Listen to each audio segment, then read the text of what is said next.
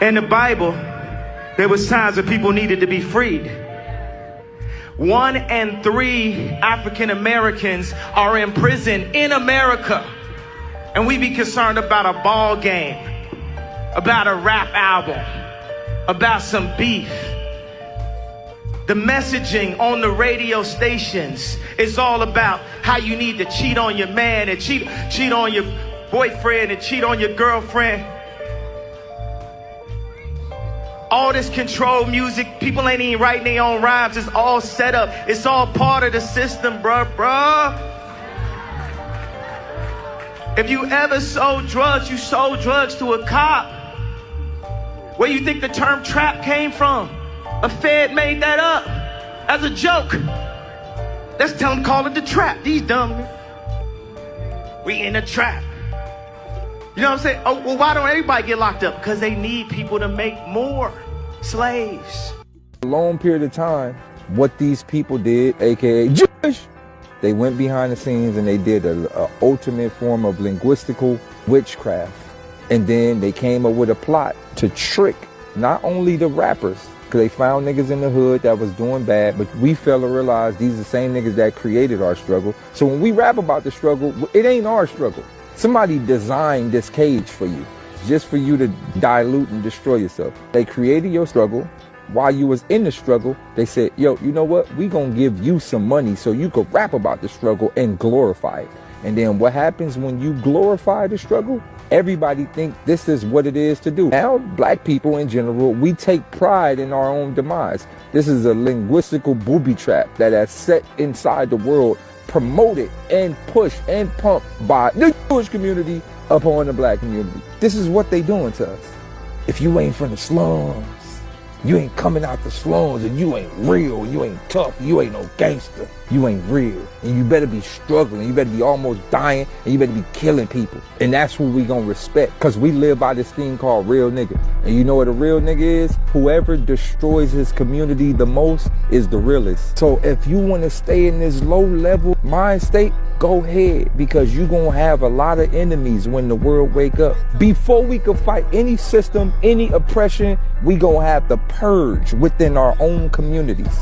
And any nigga who is for destruction of his own kind is gonna have to be diluted to nothing. But you think about that, these big giant men, right? Mm-hmm. John Coffey, Green Mile. Mm-hmm. These big giant men are always in chains, always locked away. They always make sure, like, and they must see it from a young age. They have to get control over these men who are going to naturally be the protectors. Yeah. And because they assume that responsibility always, they're also very generous and gentle men. Due to their stature alone, they'll fuck you up. And those are the niggas that strike absolute fear in white people, right? Yeah. And what happens to those men now? They either they get locked away, mm-hmm. or they're funneled into athletics. Yeah. You don't see a big nigga like that just working in tech. And every time you see a tall black kid, do you hoop? Do you play ball? Play ball.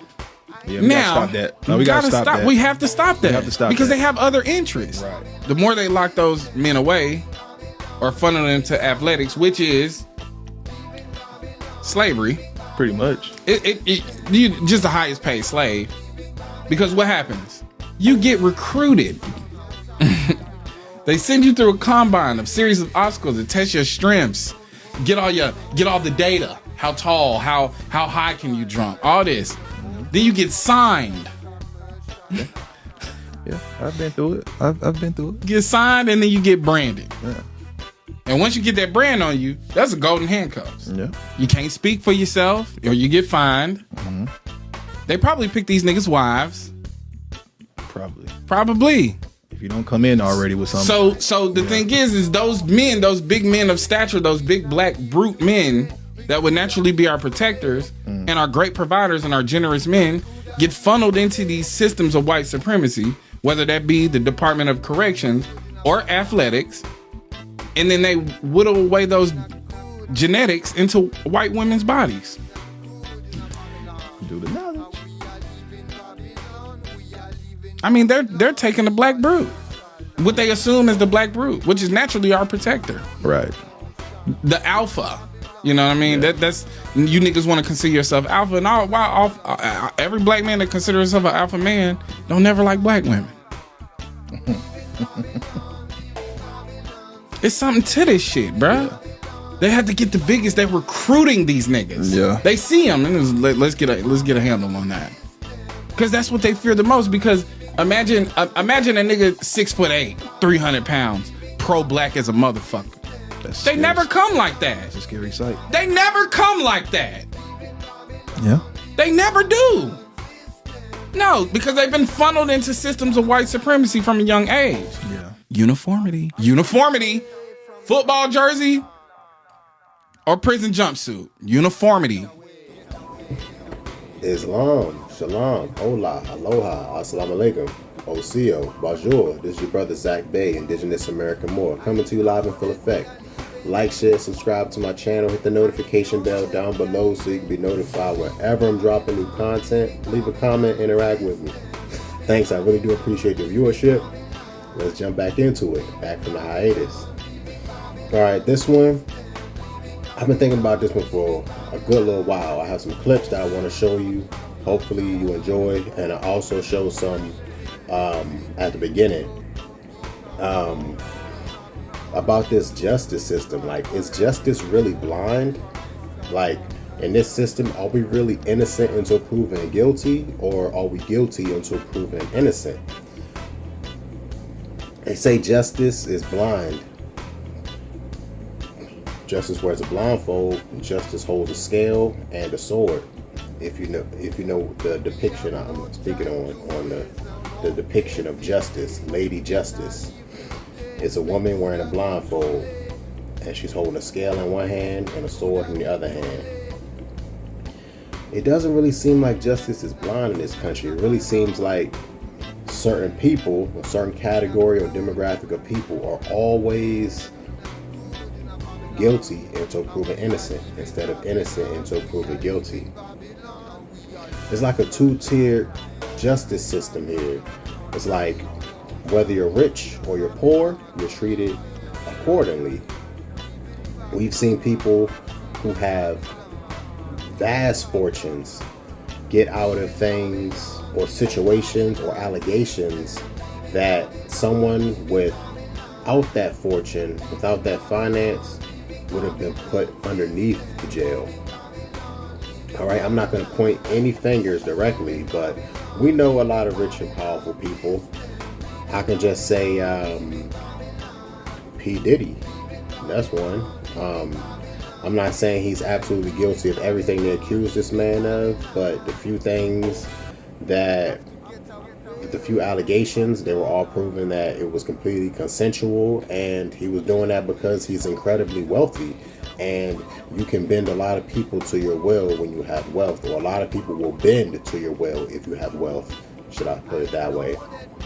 But of course, Harvey Weinstein, barely hear about him spoke about anymore, even though there's settlements going out.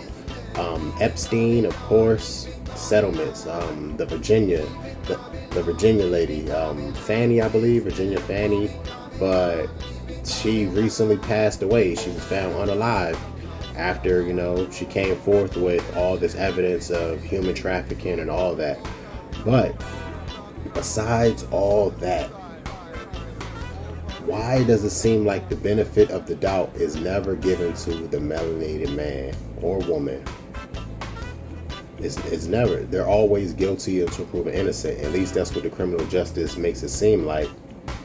You always have to prove beyond the shadow of a doubt. Without giving the benefit of the doubt, you damn near have to have written affidavits. You have to have video evidence. You have to have your mother, father, grandmother, grandfather there to identify you. And you have to have alibi, left, right. Come on now. You have to have all the bases covered, all your T's crossed, all your I's dotted. And even then, it's like the system will still somehow find something on you. I bring up the good brother Jonathan Majors. He was doing great in the film industry, right? In Hollywood. And then, boom, allegations come out. He was clearly being attacked and pressed on by his at that time girlfriend, and this man ran for blocks for his life on camera, filmed. He was running away from her, and they still somehow got this man. Come on now. Cat Williams said it a lot better than me. It's like, if you don't play ball, they'll get rid of you. But when you do play ball, it's like you get a nice bank account and you get, what he say? He said you get a light-skinned wife that never does an interview and doesn't speak to anybody. That's what Cat Williams said. You know what I'm saying? But I really wanted to bring some things to our attention. Like, the bigger, the better. Like, our athletes in the NFL, in the NBA, playing Major League Baseball, playing hockey, lacrosse, all the major sports, you know what I'm saying? Soccer, football, like, a lot of these brothers are very athletic, very strong, they're leaders, but you don't see these people defending our community. You don't see these people creating organizations that group other people that are like them or people who look like their demographic together. You don't really see them pouring back into the community or even to the youth as a majority. For some reason, these people seem to leave their situation, leave their hood or community, and then they just go be with the wealthy people. I kind of think there's a problem with that. But we still can't deny that some people are treated a lot differently than others. Going back to the athletes, like, you don't see these really, really huge guys, 6'6" or 7 foot tall people like in the community just doing community outreach programs. And matter of fact, I'm gonna take it a step further. These people, when they're children, they're being watched from a very young age. They're being recruited in middle school, in high school, before college. They're being looked at by scouts, all right? Athletic scouts. It's damn near the same thing that Colin Kaepernick was talking about when he was saying the NFL and the NBAs, they're like plantations. It's like, those are the new plantations. You got people who look for talent. These talent scouts, they look for the brightest, or if not the brightest, they look for the most athletic, the most agile, the tallest, the strongest, you know? They look for these attributes, these physical attributes. They necessarily don't have to have the mental capacity, but they do have stipulations where they have to maintain certain grade point averages. But there's been studies saying that these students and these athletes still get to skirt by.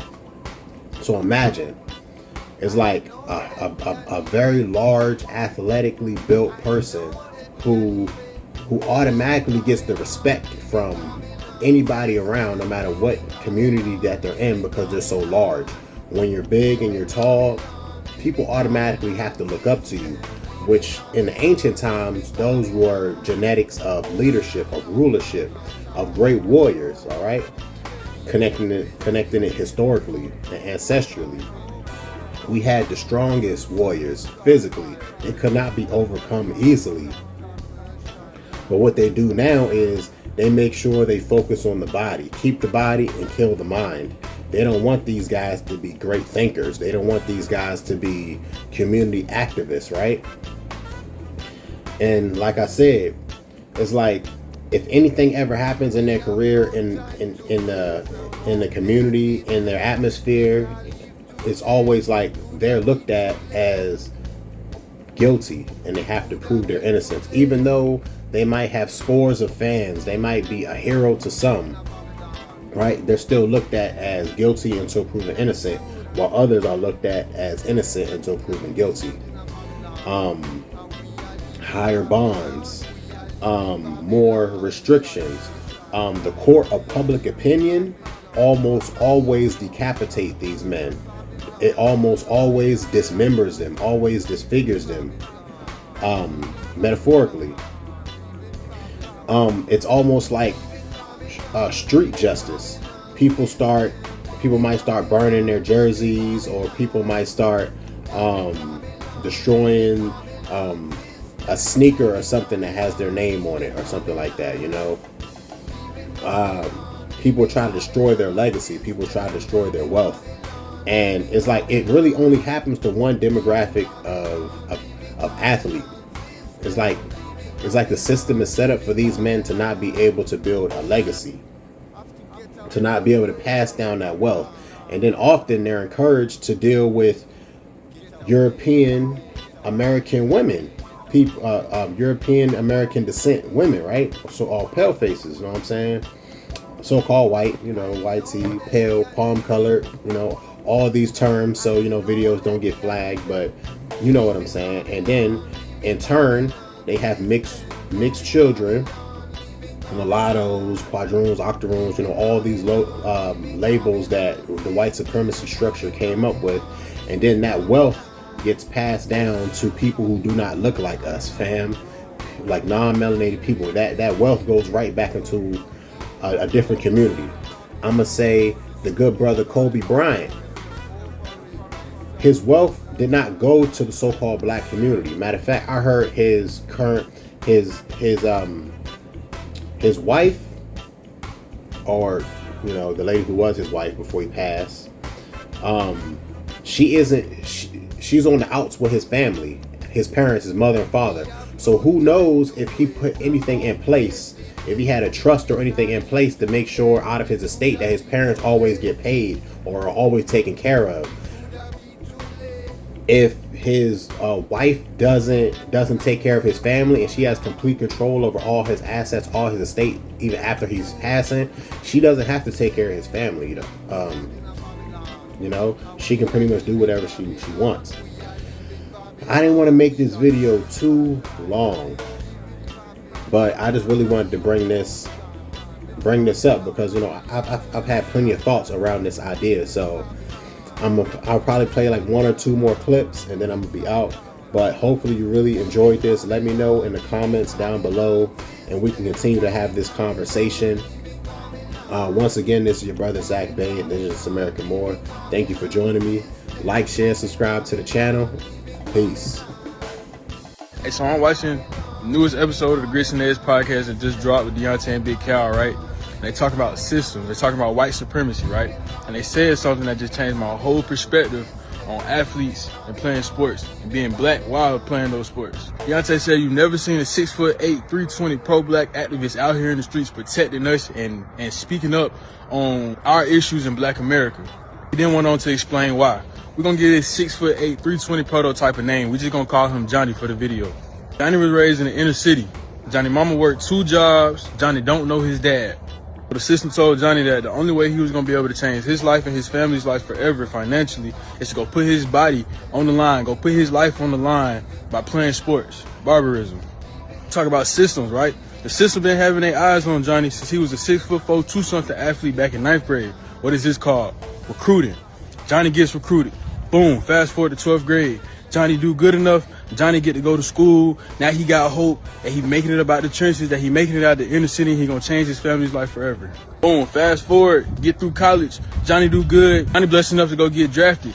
Now we finna sign you, right? We're gonna give you a lump sum of money to possibly change. I say possibly because it depends on how you use this lump sum of money though, right? We're gonna give you a lump sum of money to possibly change you and your family's life forever. And what do we get in return? What do the system get in return? We get to brand you. What come with being branded? Shh, you can't say nothing, Johnny. You can't speak up on the real issues that lie in black America. You can't talk about nothing. You can't be an activist. You can't be on the front line. If you do, we're gonna pull that rug from up under you. And so I say all that to say that rapping, trapping, athletics is not the only way out. And it's going to take a multitude of people of this skin complexion, especially us young ones, to continue to push on to the youth that we need more engineers, we need more scientists, we need more doctors and lawyers and truck drivers and people in the agriculture departments and all these type of fields of careers and jobs and work that we continue to run from and lay down to the system. That's good money. What up, peace, family. Yes, sir. This gonna be called the Ball Don't Lie series. See, this tell you who the original people of America is by our culture. And one of the things about our culture is we love playing ball games.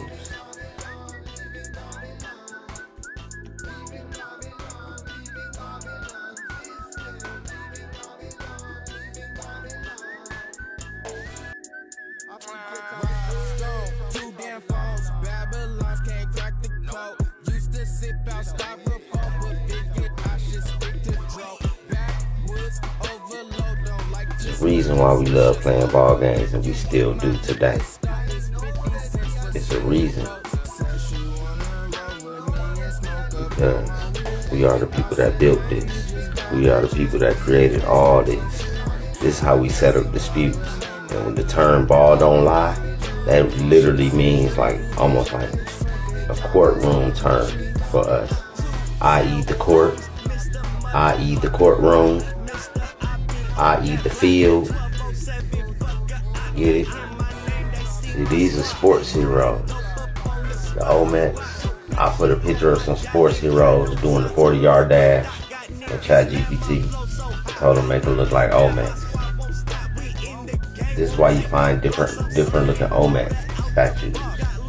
Because we revered our sports heroes, the ball game heroes, because we settled not only divorces and domestic disputes, we also settled, like, you know what I'm saying, WARs with ball games, or battles or skirmishes between other tribes with ball games.